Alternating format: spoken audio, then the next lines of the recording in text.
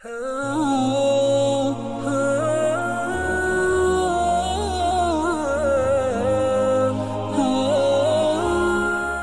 ने तुम्हारे लिए सब कुछ सहा है।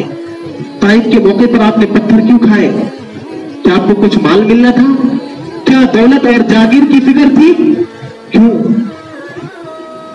उन औपाशों ने, बदमाशों ने आप सल्लल्लाहु अलैहि वसल्लम को लहू लहान किया। आपके पैर मुबारक खून से बिल्कुल लहू लहान थे कि अल्लाह रब्बुल इज्जत ने फरिश्ते को भेजा कि अगर आप हुक्म दे तो मैं इन्हें मलिया मेट कर दूं, सत्यानाश कर दूं। लेकिन आप सल्लल्लाहु अलैहि वसल्लम ने क्या फरमाया कि मैं रहमतुल लिल आलमीन बनाकर भेजा गया हूं। मुमकिन है कि अगर ये ईमान ना लाए हो, इन्होंने मुझे समझने में कोताही की हो, लेकिन इनकी नस्ल जरूर ईमान लाएंगी। अपनी उम्मत की इस कदर फिक्र थी कि सारी रात उम्मत के लिए रोया करते थे। एक मौके पर हजरत जिब्राइल रज़ी अल्लाह तआला अन्हु तशरीफ लाते हैं और आप सल्लल्लाहु अलैहि वसल्लम की खिदमत में अल्लाह का सलाम पेश करते हैं कि अल्लाह ने आपको, ए अल्लाह के रसूल, अल्लाह ने आपको सलाम भेजा है। उसके बाद हजरत जिब्राइल रज़ी अल्लाह तआला अलैहि सलाम आपको दिलासा देते हैं, तसल्ली देते हैं कि या रसूलल्लाह, आप इतना रोते क्यों हैं? आपको परेशानी क्या है? आप सल्लल्लाहु अलैहि वसल्लम की ज़बान मुबारक पर सिर्फ एक ही जुमला था कि मुझे मेरी उम्मत की फिक्र है। वो नबी जिन्होंने सारी जिंदगी तुम्हारे लिए रोकर गुजार थी, सिर्फ मौत तक नहीं, कल क़यामत के दिन जब सख्तियों का आलम होगा, जब हर कोई परेशान होगा, हत्ता कि उस मौके पर कुरान नक्शा खींचता है, यौम यफ़िर्रुल मर्उ मिन अख़ी, एक भाई दूसरे भाई का नहीं होगा।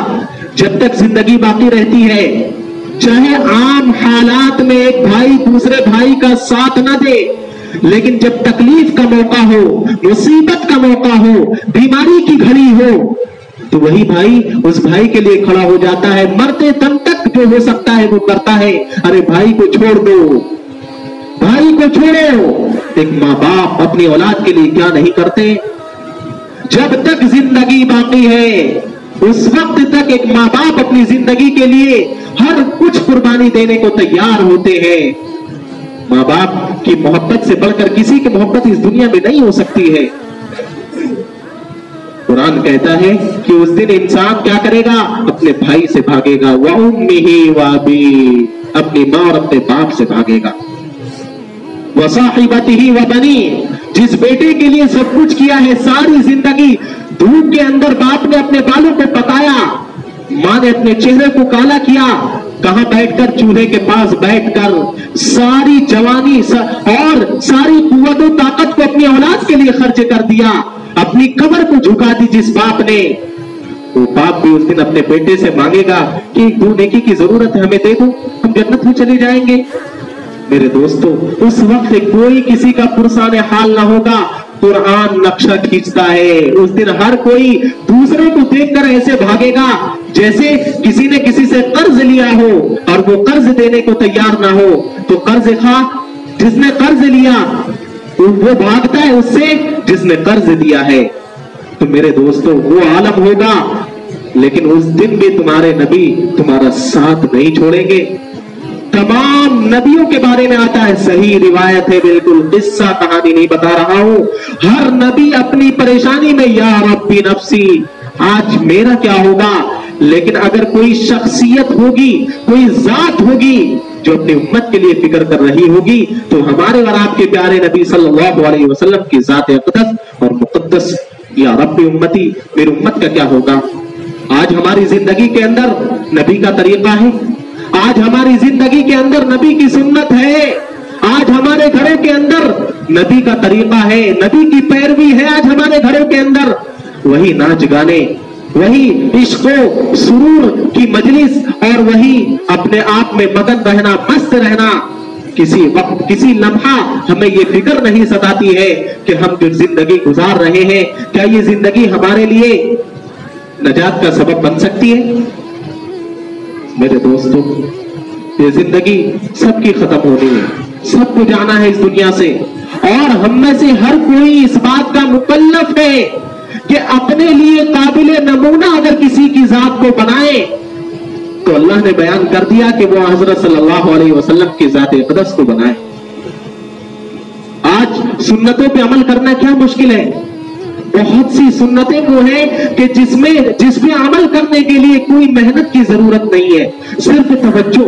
मिसाल के तौर पे इंसान दिन भर में कम से कम 5-10 दफे बाथरूम जाता है, पेशाब के लिए, बहाने के लिए। उस वक्त एक सुन्नत, नबी की एक सुन्नत ये है कि जब बाथरूम में दाखिल हो तो बायां पैर रखो। उस वक्त इंसान गहमा गहमी में जैसे तैसे दाखिल हो जाता है। अब बताएं क्या इसमें अमल करना मुश्किल है? पैसे खर्ची करने की जरूरत, ताकत खर्ची करने की जरूरत, कुछ भी करने की जरूरत नहीं है। सिर्फ ये करना है कि तवज्जो। शुरू में आप तवज्जो रखें कि जब बाथरूम में दाखिल होना है तो मेरे नबी की सुन्नत है, मेरे नबी की सुन्नत है कि बायां पैर पहले रखो, जब निकलने लगो तो दायां पैर पहले रखो। अगर सिर्फ इस बुनियाद पे हम अमल कर ले कि मेरे नबी की सुन्नत है, तो अल्लाह कुरान में क्या कहता है इनाम के तौर पे बताएं, इन कुंतुम तुहिब्बून अल्लाह फत्तबिऊनी, कि अगर तुम अल्लाह का महबूब बनना चाहते हो तो मेरे नबी की सुन्नत को इख्तियार करो, फॉलो करो। और अगर आप ये चाहते हैं कि नबी के साथ जन्नत में रहें तो सुन्नत को इख्तियार करें। बेशुमार सुन्नतें। मस्जिद में इंसान दाखिल होता है, बहुत से हजरात वो हैं जो माशाअल्लाह इसका ख्याल रखते हैं, लेकिन बहुत से हजरात वो जो जैसे तैसे दाखिल हो जाते हैं। अब बताएं इसमें क्या मुश्किल है कि इंसान तवज्जो रखे कि जब मस्जिद में दाखिल होना है तो पहले दायां पैर रखना है, जब निकलना है तो पहले बायां पैर रखना है। मुश्किल क्या है? तो जिन चीजों को इख्तियार करना था, जिन चीजों को इख्तियार करके हमें नजात मिलनी थी, और हजरात सहाबा इकराम मुख्तलिफ वाकयात हमने आपके सामने रखा, ये तो सिर्फ 2-4 हैं, वरना तमाम हजरात सहाबा इकराम की जिंदगी ऐसे ही गुजरी है। वक्त नहीं है, वरना बेशुमार वाकयात हैं। तो जिस बुनियाद पर उन्हें नजात मिली है, जिस बुनियाद पर वो वहशियत और जिहालत की जिंदगी से निकलकर आसमान की बुलंदियों तक पहुंचे हैं, उसी बुनियाद पर हम भी पहुंच सकते हैं। हमने बताया था कि हमारा नबी भी वही है, तालीमात हमारे लिए अलग नहीं है। मुश्किल नहीं है कि हजरात सहाबा के लिए तालीमात आसान हो और हमारे लिए मुश्किल हो।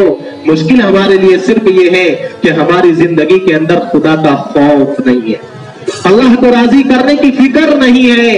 इसी वजह से हम जैसे तैसे जिंदगी गुजार रहे हैं। तो मेरे दोस्तों, इस माह रबीउल अव्वल में क्या चीज साबित है कि आप सल्लल्लाहु अलैहि वसल्लम की सुन्नतों को इख्तियार करो। सारा महीना ऐसे गुजारो कि आपकी सुन्नतों को फॉलो करो। मुख्तलिफ किताब है, उसवे रसूल अकरम सल्लल्लाहु अलैहि वसल्लम हजरत डॉक्टर अब्दुल है साहब की किताब है, बहुत प्यारी किताब है, शायद इंग्लिश हिंदी में भी मिल जाए। और ऐसे प्यारे नबी की प्यारी सुन्नतें, ये एक किताब है हजरत शाह हकीम अख्तर साहब रहमतुल्लाह अलैह की, गालिबन एक पतली सी किताब है, शायद ये भी हिंदी इंग्लिश में मिल जाए।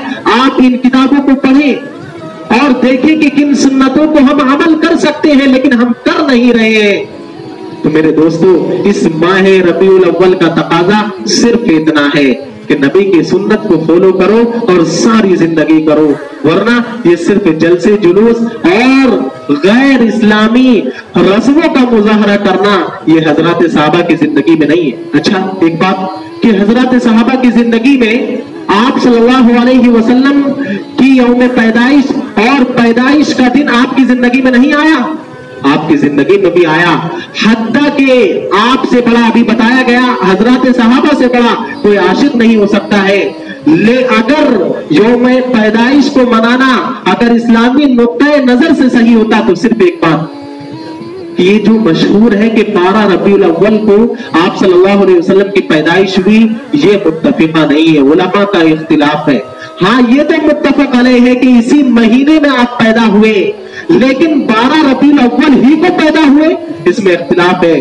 बाज मुहक्किकीन का कहना है कि 3 रबीउल अव्वल को आप पैदा हुए, बाज मुहक्किकीन का कहना है कि 9 को आप पैदा हुए, बाज का कहना है कि 12 को पैदा हुए।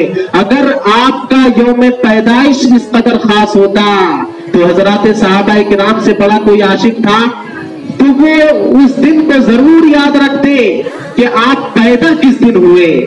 कभी भी ऐसा नहीं हो सकता था कि उस दिन को वो भूल जाते, लेकिन हजरत सहाबा का मुतय्यना तौर पर उस तारीख को ना याद रखना इस बात की दलील है कि असल यौम पैदाइश का मनाना नहीं है, बल्कि असल सीरत नबविया को इख्तियार करना है।